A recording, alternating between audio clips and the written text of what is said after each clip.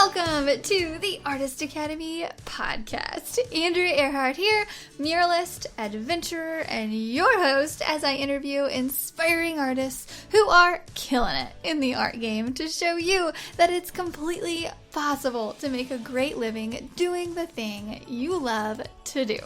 We highlight the business side of art to help you reach more customers, increase profits, and ultimately live a life of creative freedom. Enjoy the show.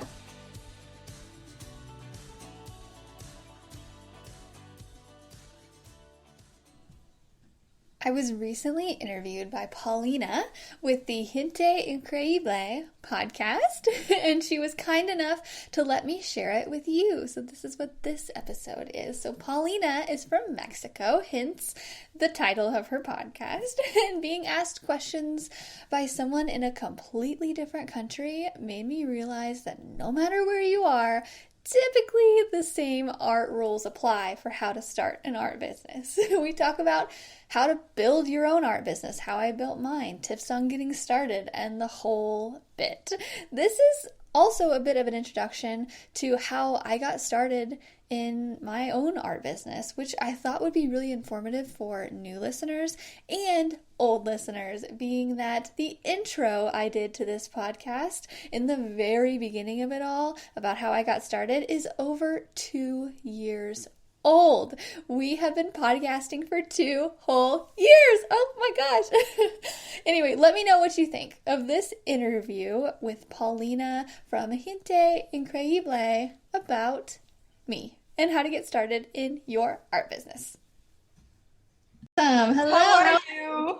I'm good. How are you? I'm good. I'm really excited to have you here. Me too. It's such an honor. I discovered you on TikTok like a month ago, and I saw all of your work, and it's absolutely amazing. The colors, all of the clouds, the animals. I fell in love with your content, honestly. And I said, thank you. I have to interview her. Thanks. So first, where are you from, and how did these creative sparks start? Yeah, so I am currently sitting in my studio. It's just like the side of it's a spare bedroom basically in Springfield, Missouri. So very small town, Midwest. Yeah, there's not a whole lot of people here as compared to like big cities and whatnot, which is actually a great place to live, especially in this past year. I've really embraced living in a smaller town. But yeah, so I've always been interested in art since I was little. I inherited it from my grandmother. I think we all have that family member that we inherited from.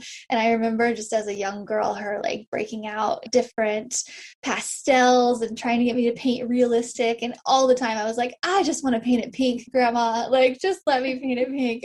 And it's so funny how what we do as a kid is still very much now the same thing. All I want to do is paint stuff pink nowadays too. And anyway, so in high school and all that, I was decent at art, but I went to a really small school and I had a class of about 30 people. And I wasn't even the best artist in my grade. I wasn't even the second best artist in my grade. Like I didn't think I could make money from it. I didn't think there was a career. I just like to do it in spare time. Got to college, started studying business, which I still use nowadays too. I'm so glad I studied business and marketing and all that.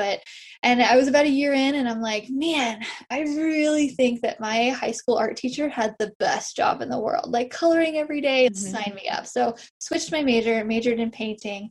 Fast forward, just got out of college and I studied a little bit of art education as well to how to teach, which it's funny how it all comes together now. I teach art, do business and painting. So I'm using everything, but just got out of college and I started painting logos for businesses around town because that's just what I fell into. People started asking me for that. And I was like, yeah, pay me to use a paintbrush anyway, I'm down. And so I started doing logos and then I got really just a lucky break. So a mix of luck, a mix of networking and meeting a lot of people and having that skill built up in school. I met the right person and they connected me to a popular outdoor store, and that outdoor store hired me to do murals all over the United States and North America. And so I had really great training for 2 years, working around all of these other amazing artists that had been in it way longer than me. So I had the advantage of having mentors just right there on the job. And it really sped up the learning curve, and just I got really good really fast working for them. And now fast forward to now, I don't work for that outdoor store as much. Still, I like a little bit here and there when they need it, but I've now got to spread my marketing wings here locally in a small town, and have created an art business in a place where art really isn't a big thing. Like it's not a priority here. People don't pay thousands of dollars for art typically. So I've really tried to create street art and bring art more into the community, and just really build up a reputation here locally. And in a nutshell, that's my art career. Wow. So I want to go a little bit back in time. So you were studying business and you didn't feel happy, and you decided to just stop the business career. And what did your family say? Did they support you? That's a thing about being an artist, right? Your family is not always supportive. Yeah, that's a great question. And I think that's something that a lot of artists have to struggle with. Either their like spouse or just the people around them are just like, what, you want to be an artist? Because a lot of people don't see art as an actual career. And especially even back then, like Instagram wasn't really a thing. Like I didn't have artists to follow and see what they were doing, which is actually a huge reason why I started the podcast. It was like, just show people it can be done. And so, yeah, I switched to painting, and I remember having the conversation with my dad about that. And he's great. He was like, okay, I don't know. And my mom was like, whatever. Like I was very strong-willed. All I wanted to be was an adult as a kid. I was like, don't tell me what to do. I know, like, I want to do my own thing. That's all I wanted to be as a kid. So they finally let go, and they're like, okay, yeah, you do whatever you want. But it's funny because fast forward last year, I actually won an award for breakout artist of the year around my town. And wow. Yeah, thanks. Thanks. Yeah. And I mentioned that in my like acceptance speech on there. And I was like, yeah, like I remember switching my career or my major from business to art. And I remember like the whole room of 200 people just started laughing because they get it. They're like, I didn't even have to explain. They're like, oh yeah.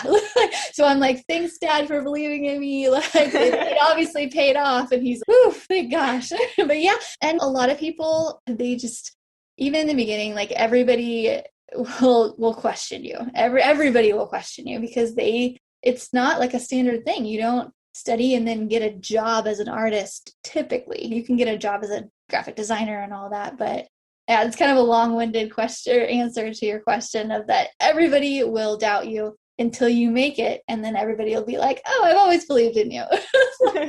Because I think that being an artist is mostly about working by yourself, right? Like just you, and creating your own path and working with the right people and everything, and creating your portfolio.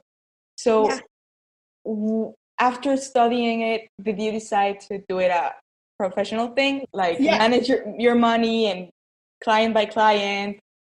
Yeah, and it started slowly. So I had a bunch of different jobs, doing a bunch of different things. Like I worked at a bank, and I think the bank was the last one that... Oh, you worked in a bank? Wow. Yeah, well, in college. Yeah, I did all these, like I did waitress jobs. I worked at movie gallery, and then I did a bank. And I remember the bank was my last job that I started getting little jobs here and there for art. And so I would just tell the bank that I couldn't come in.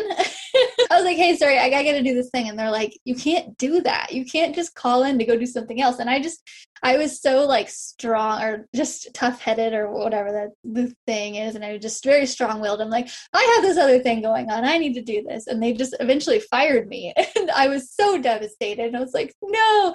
And then, okay, I'm going to figure out how to make it work. And I actually did a bunch of like marketing promotion stuff before I really did art full time. And so then I just worked for myself ever since. And it's been like 10 years. But that I remember that leap from having that stable every week I got a paycheck to, oh crap, I need to figure out how to get jobs on my own. It's a big leap, but it's the best decision I've ever made. Like I said, I hate people telling me what to do. I love to figure it out on my own, and I love to share it too. So like anybody that asks for an interview like you did, I'm like, yep, I will gladly talk about this. There's so much information out there. Yeah, there's a lot, And then there isn't a lot. There's a lot of artists who like just kind of stay in their studio and do their own thing and they just do it. But people have so many questions of like, how do you make money with this? And I'm like, this is how to do it. Yeah, and that's what called my attention from you, all of the tips, and that you are really open, right? Because as you said, some of the artists just keep it to themselves. And it's hard for people like me, for example, that want to live from art. And it's actually really amazing that people like you are sharing it. And so after doing the bank, did you create a profile on Instagram, or how did you promote yourself? Yeah.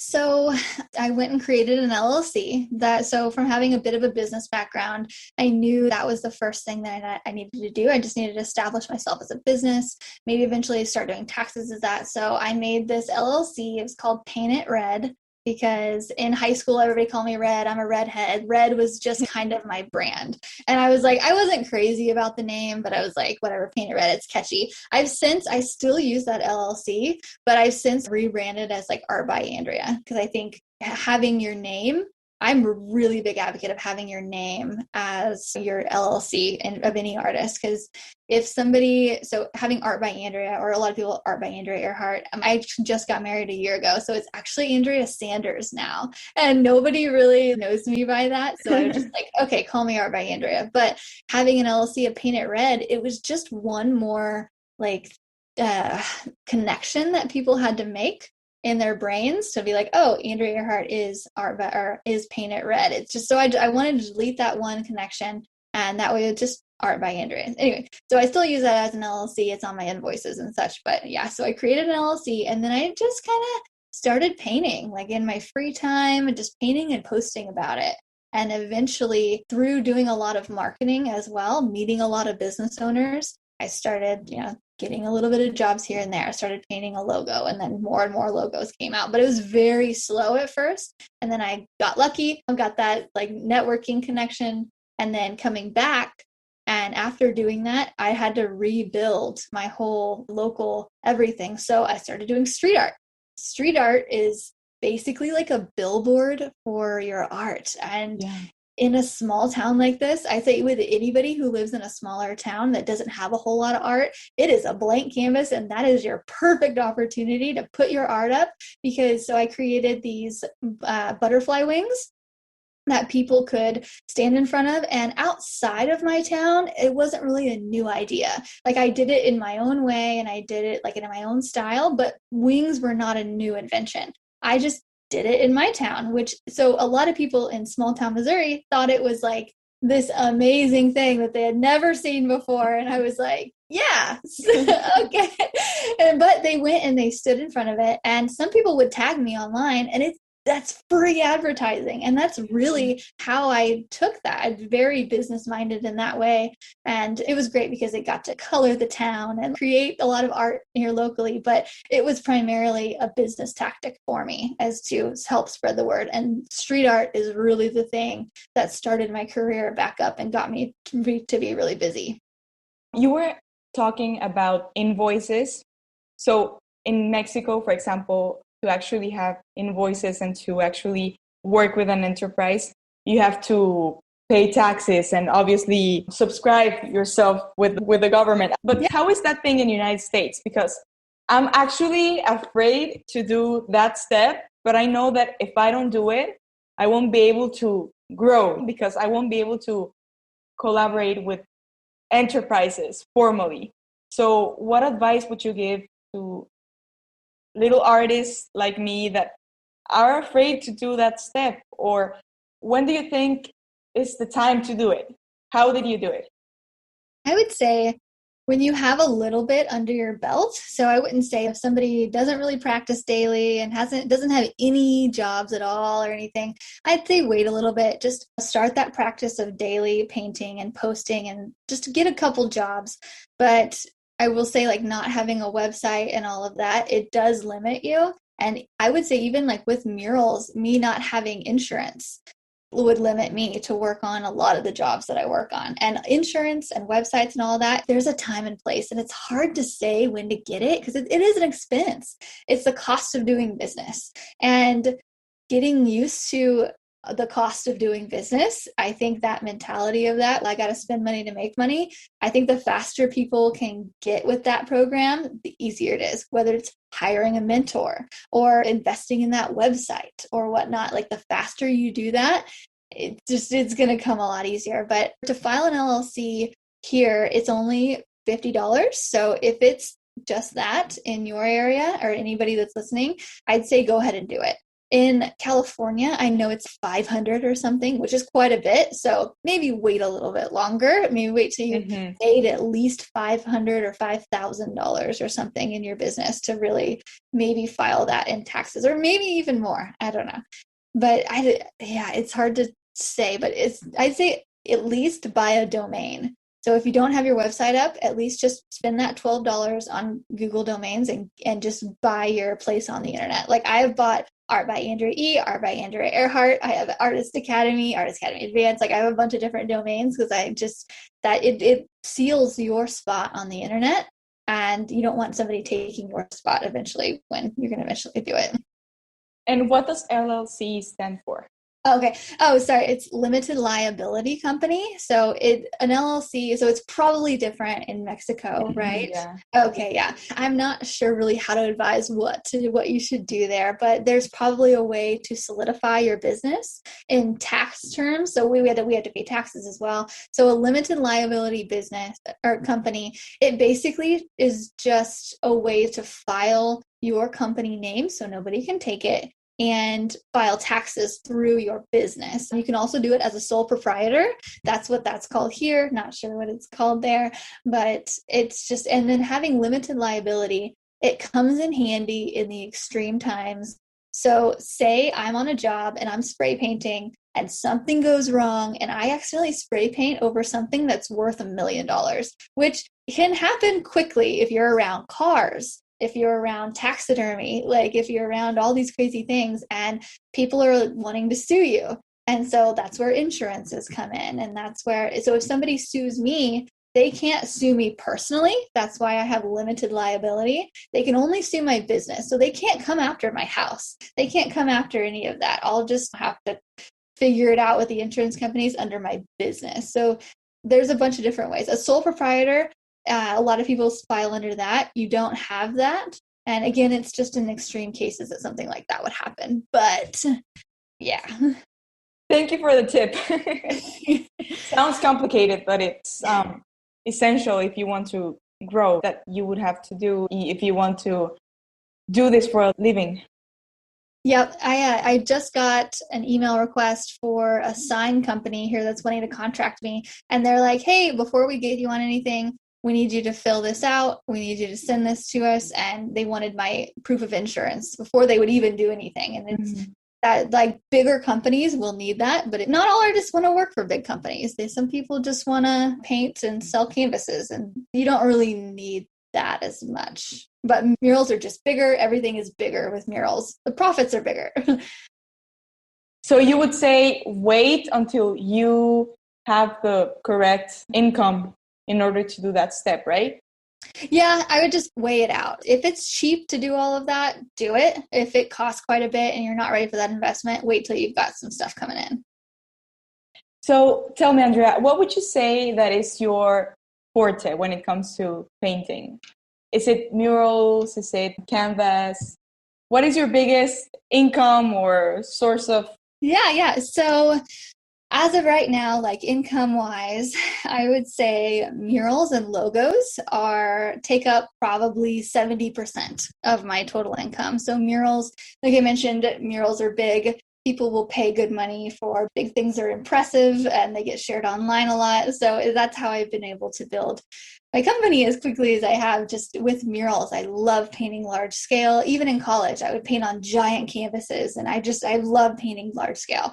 And part of that, so it's murals, and then logos are also part of that. And we're actually doing a training inside the academy this week all about logos and how to get logo jobs, because last year, I'd say I don't know, maybe like 35-40% is probably made up of logos. Yeah, maybe 30, I don't know. But businesses know the cost of doing business. Like we are small businesses, and that's why I said get used to that. But a lot of businesses just, they know the cost of doing business, and so they'll happily pay $1,000 for one logo that takes me a day. Like, it's very profitable. And where murals, you have to design and do the whole concept thing. Logos are my bread and butter. That's how I got started doing it. And they give you their logo. You don't have to design it. There's no back and forth, and you just paint it on the wall. And it's often very simple and to the point. And if you can make a really great straight line, that is amazing. So highly recommend logos and murals. And then maybe 10% is like prints and canvases, which I like to do. I like to mix it up a little bit, but murals are the main thing. And then maybe 20% or less is teaching through Artist Academy. So I teach aspiring artists to do what I do. And that makes up, 20%. So I spend about one day a week really focusing on teaching everybody every week. Wow, that's really amazing. Thanks. Yeah, it's a lot of fun. Wow.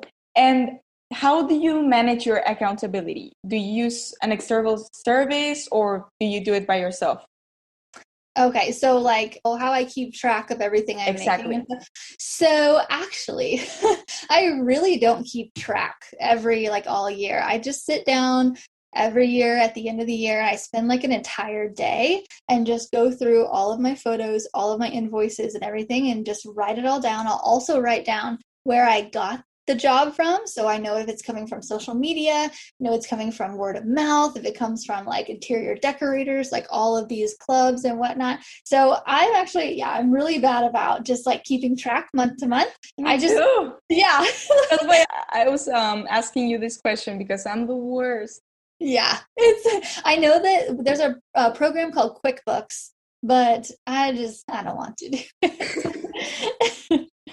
Maybe eventually. I should probably get into it at some point, but right now, just no. Okay, and tell me, how does your week look like? How do you avoid procrastination? That's, how do you organize your day? Do you paint 8 hours a day, or how is your week? Yeah, so I came from working for that outdoor store for 2 years, all over. And there we worked 10 hours a day, 6 days a week, painting straight. It was a lot. One of my big motivators as to do a bunch of marketing is I don't ever want to go back to that. It's just too much, honestly. And we would work 60 to 70, sometimes 80-hour weeks. And it was just a lot. But so I kept that in my mind. I'm like, okay, what if I didn't do that? But if I came back and I really painted for 7-8 hours a day? And that's what I did. I was just, at first, it wasn't very productive. I let my time fill with my husband wanted to go to lunch, and my mom wanted to go hang out with me on it. I don't know. I just filled my time with nonsense, and I've since got a lot better. I'll set deadlines. That's a major thing. If somebody contacts me and they're like, hey, we don't really have a time frame for this, blah, blah, blah, I'll be like, okay, I'll get the proposal back to you in 1 week, or I'll get the estimate back to you in 24 hours. That way, if I tell them that, I will hold myself to that because they're expecting that from me. So setting deadlines with other people, not just, okay, because a lot of people are like, just do this in your free time. Free time is a myth. We will fill our free time with other things. It's not a thing. And I'm just doing that. Deadlines are like the best thing to organize your weekend, to give your projects, right?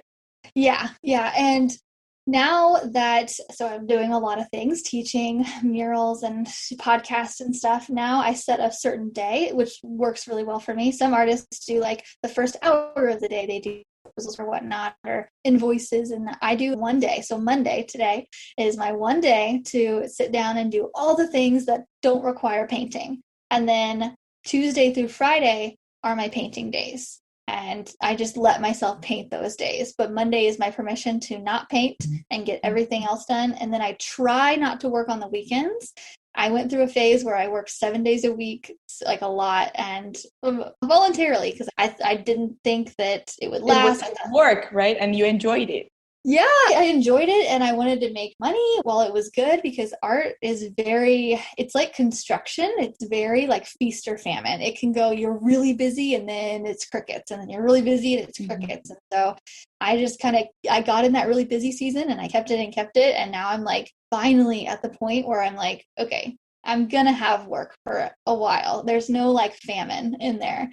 And so now I try not to work on the weekends, although people can get me to work on a weekend if they pay more. So I'll offer a rush fee sometimes, and I'll say, hey, if you pay me like $200 more, I'll come out on a Saturday and I'll paint your project. That's people who really need stuff. And a lot of the times people will pay it. People will gladly do it. And I'm like, okay, I'll work on a Saturday if I can make a little bit more. But yeah, so setting deadlines and just like giving yourself permission. If you want a rest day, give yourself permission for that. But be like, okay, I'm going to rest today and I'm going to kill it tomorrow. But just give yourself that day. Okay, this is a kill it day. This is a rest day. And how do you tell, for example, your husband, no, let's go for lunch, let's go to see my family, let's go blah, blah, blah. As you said, you're married, and how do you say no? And it would be, I think it'd be difficult, right? At first. Yeah, it was. And I remember, so my husband is a hunter, so he loves to go like duck hunting and all that stuff, and he loves me to come with him, and I do it with him and all that. And so there's a couple hunting seasons where like we would be gone every weekend, and finally it just got to a point where I was like, I'm not going with you. I can't do this. I can't spend all my free time. And he was like, oh, okay. And so communication, it didn't need to be a big thing, but I could have just communicated, be like, hey, I need to work. And for him too, really just explaining to people, hey, I need to put my 8 hours in today. Like this is a job for me. And also that comes in handy too when a lot of people will ask something for free. People, because it's art and you love it. And people will be like, oh, just paint this in your free time. Paint my dog for free. I will literally tell them, I can't afford to take off work right now. I work 8 hours a day. This is my job. And me doing this for you, I would need to take off 5 hours. That's a half day. And I can't really take off work for that. And they'll be like, oh, I didn't really think of it like that. But it's just treating your art business like a business and really just taking it seriously and taking yourself seriously too. We give so much to our bosses. I gave 6 days a week, 10 hours a day to my old boss kind of type. And so that mental switch for me, I was like, okay, I'm giving him way more respect than I'm giving myself right now. I'm not even painting for 3 hours a day, like back in the day. And so I was like, okay, I really need to switch on this at least 7-8 hour work day. And so usually it's about 7 hours a day. I don't like to paint more than 7. 7 is my limit. Yeah, because when you're painting, I think that like when the hours pass, you start seeing your painting as blurry, or you just start getting mad at the painting and just you start thinking about negative stuff, and that's horrible.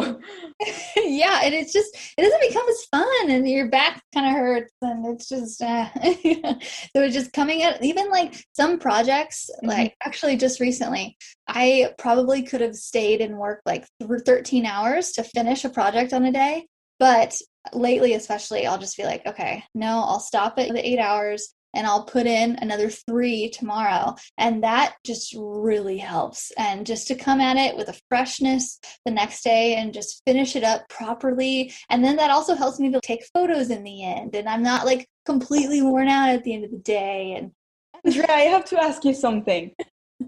How do you manage to do content from everything that you do? Like you have to think about your piece, but then you also have to think about the content that you're going to create. Isn't that like really exhausting for you? I like it. It's fun, but you have a lot of stuff to think about. yeah, I guess I'm just in the habit of doing it. And like before I did painting full time, I did like promotional marketing stuff. And so I was really in the habit of just promoting businesses, promote it online, promote it at a show, promote. It's really, and now it's to the point where if I'm painting something and if I'm not taking a time lapse of it, or I'm not taking photos in the end, I'm like, like I didn't do this. there's something wrong. Yeah, this is weird. It's really as simple as just getting your phone or your iPad or something and putting it up and just turning on a time lapse. And that's it. And you don't even have to think about it. That's you can edit it afterwards and then you're just in the zone. I turn on a podcast when I'm listening and painting. Oh, me too. Yeah. What do you listen to? Oh gosh. So audiobooks and really anything business I love. Anything that's like telling me how to make money or just like think of business in a new way. Like I love listening to personal development stuff and just learning how to be a better human. I think like all kids should. I would really wish somebody would have given me personal development books as an 18-year-old. If I would have, maybe I would have taken it. But I feel like I'm so late in life discovering all this stuff of just ways to think. And I love somebody talking in my ear. Music doesn't really do it for me. Yeah. I need to learn something while I'm painting, you know? Yeah, we're so lucky to have this very right brain thing going on where we can paint and we can learn at the same time. It's amazing. And what are the titles? What do you mean? Oh, so like specifics? I really like to listen to How I Built This by, I think it's Guy Raz and on NPR, but it's just people building businesses. I'm a big Amy Porterfield fan. She talks about marketing, and that's more of teaching people online type of stuff. Let's see. The Tim Ferriss podcast is pretty cool. Oh, me too. Oh my God. He's my inspiration. Oh, the 4-Hour Workweek changed my life. I listened to that book. Oh, I haven't. Oh, so it changed my life because I listened to it about 7 years ago when the whole like online thing was starting to become, and he talks a lot about having a virtual assistant and just selling things online and traveling. And I had the actual book. It was before anybody introduced me to podcasts. And I read his book when I was on the plane. I was actually traveling through the Philippines. And just like traveling, and I was reading this book and I could not put it down. I was like, this guy is a genius. And and now like he's written so many. I read The 4-Hour Body. I had such a crush on him. What is your favorite interview from him? From Tim? Oh gosh. There's so many good ones. The Matthew McConaughey recent one was pretty good. My favorite interview. Oh really? Yeah, I fell in love with that episode. Yeah, so you've read his book? No, I haven't. I was going to download it from it's so good. But I read like the caption of the book, and I was really interested after hearing the interview. But then I read like the review and said, yeah, parts of my diary. And I was like, I don't know. No, it's really great. He's not really like business savvy, but it's more of just like a way of thinking about life. He has such an interesting life, and there's so many times in his life that he could have been like, oh, poor me, but he's like, oh, this was a learning experience, and it's just a really great way of thinking. Yeah, like this is another path, right? And I will take it. Yeah, exactly. It was called green lights because this is like the green light lighting up of where to go, like go and stop kind of a thing.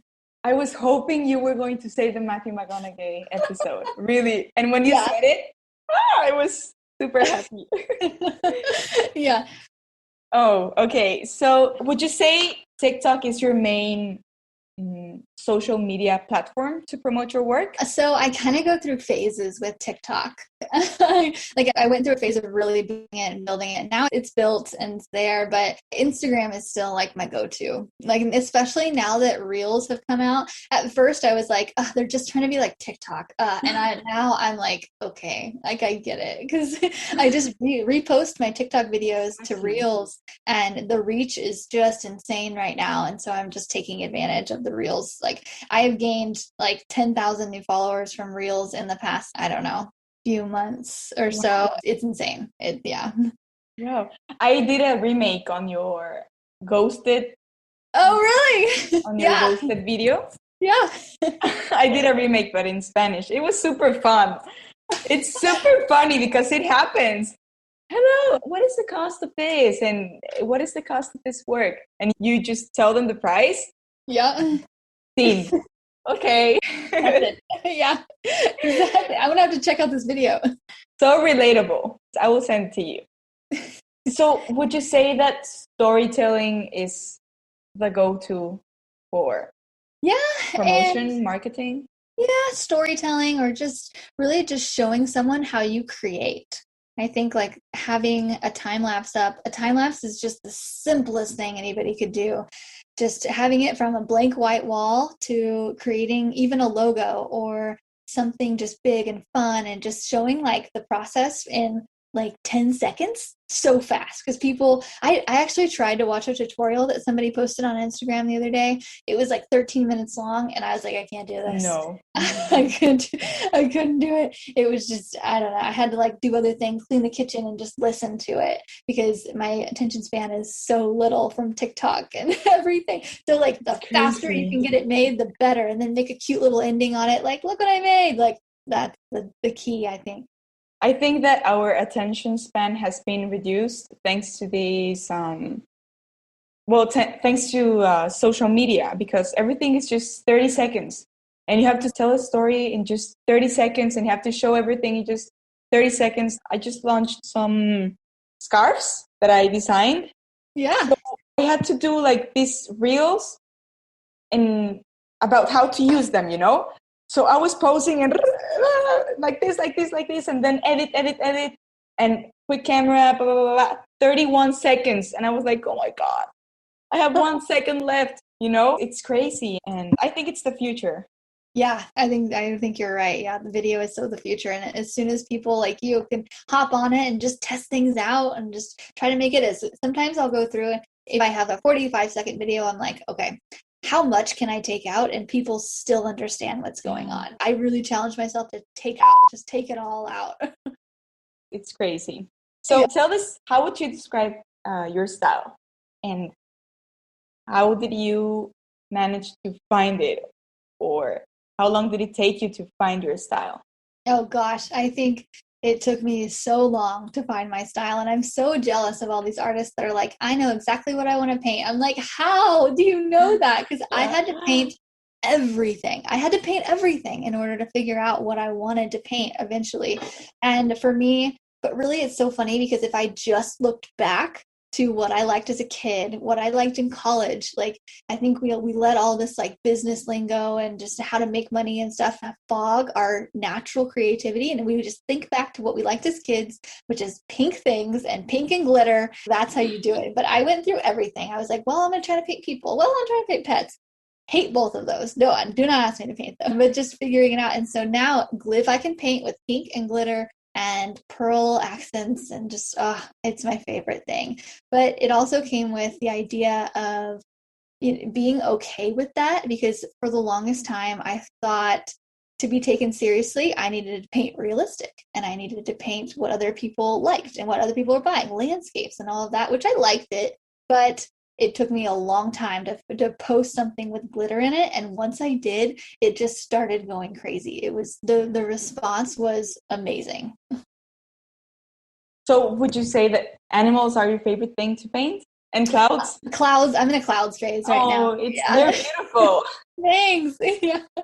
Yeah, definitely clouds and animals and just anything but people, anything fun, like anything that's just fun. You know what happens to me? I really don't know yet how to draw realistic and how to paint human faces realistically. And I feel that I'm not an artist because I just can't paint those. And I feel that I need to learn to paint those things in order to call myself an artist.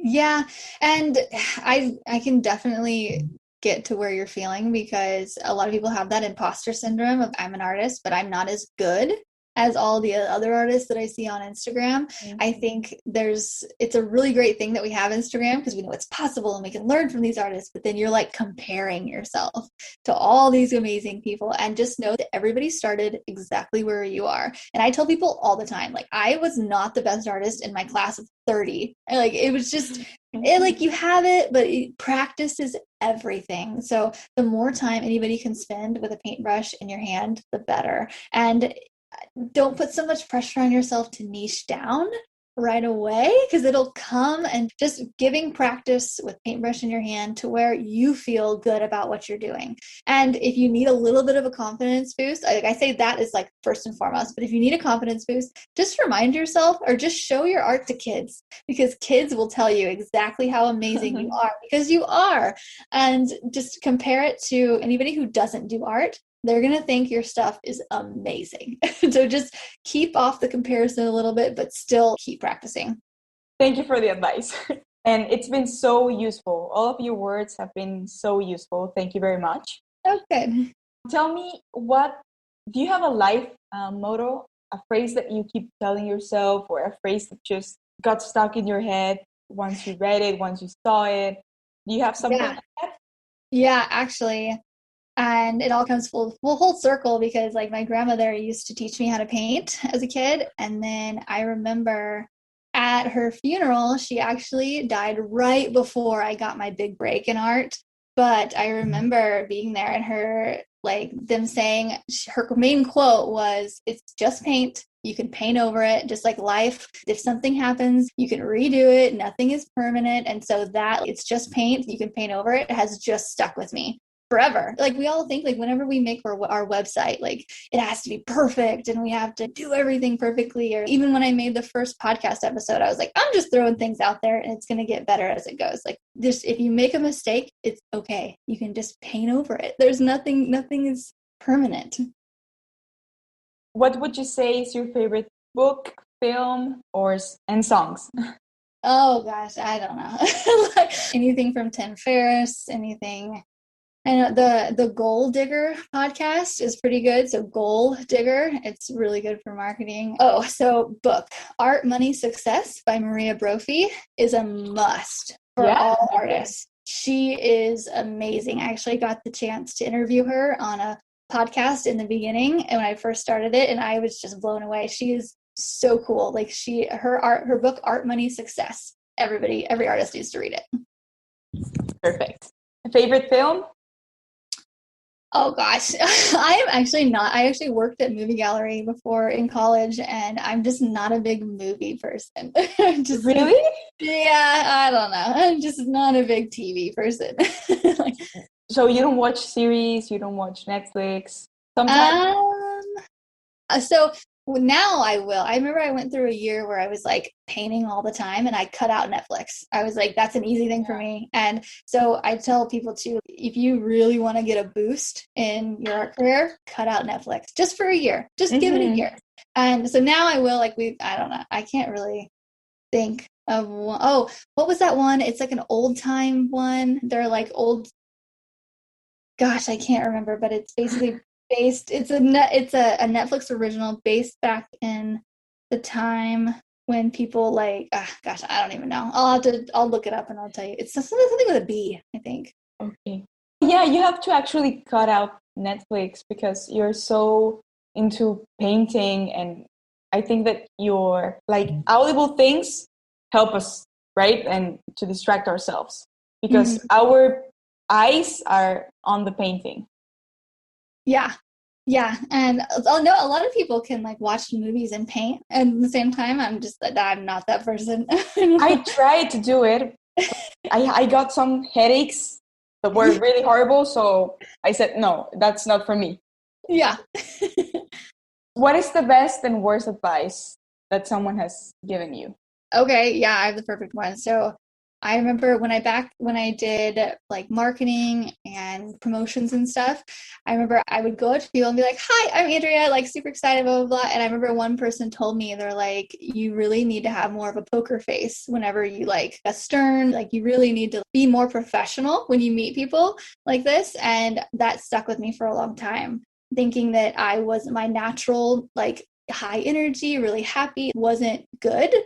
And it's really in the last couple of years, I've really just ditched that advice. And because really the more personality that you can put out in your art, the better. The more people like you, the more you smile. Like, there's no need. If anybody ever tells you not to smile in business terms, they're doing it wrong. That's the worst advice I've ever gotten. And the best?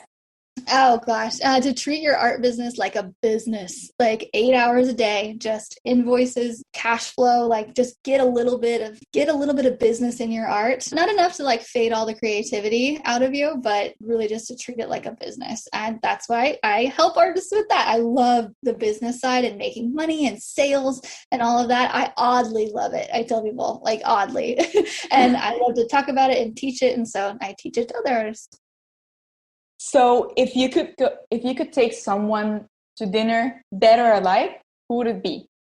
An artist? So who is your biggest inspiration? I would love to take Tim Ferriss and or Amy Porterfield. She's a big one. She's just an inspiration. If you could go back in time and live in a different era, when would it be? Oh gosh, it's back in the era of the Netflix show that I can't think of. Oh, it's called Bridgerton. No. What? What is it called? Oh, it's called Bridgerton is what it's called. That's the Netflix. I would go back and live in that, even though like artists weren't taken seriously back then or whatever, but the love stories of that were just so awesome. The outfits. Yeah, the outfits. I think it's so cool. Yeah, it's really beautiful. I haven't watched Bridgerton, but I will give it a chance. And well, Andrea, it was amazing to have this talk with you. Do you have any message that you could give to the people that are listening, or an advice?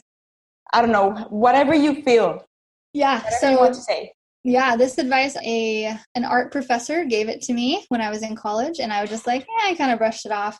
And now I sell to people all the time. Paint all the time. Paint every day. Paint a painting every day, every week.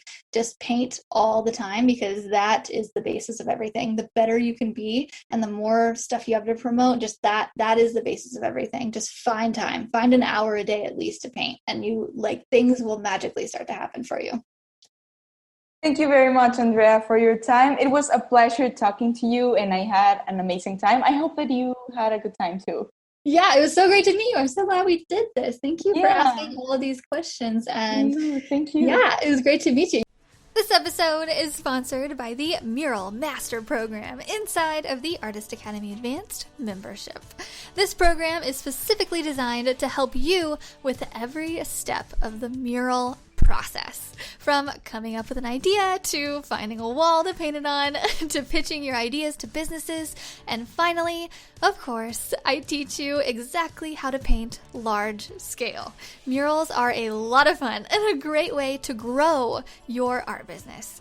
I know, because it has been one of the top ways that I've been able to grow my own art business as quickly as I have.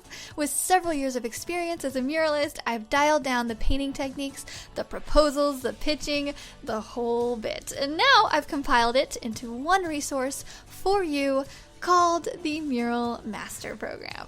This is included inside of the Artist Academy Advanced membership, and I would love to invite you to join us by going to artistacademy.co, that is artistacademy.co, and click the link to see the Mural Master Program and learn more. If you've enjoyed this episode, don't forget to subscribe and leave a review. If you review our podcast and send a screenshot of that review to me on Instagram, I am Art by Andrea Earhart. I will gladly share your art on my Instagram story with a reach of over 60,000 as a thank you for helping us grow this Artist Academy community. And speaking of community, if you would like to be a part of our absolutely free and very encouraging community on social media, just head over to facebook.com/groups/Artist Academy, and I will see you next week.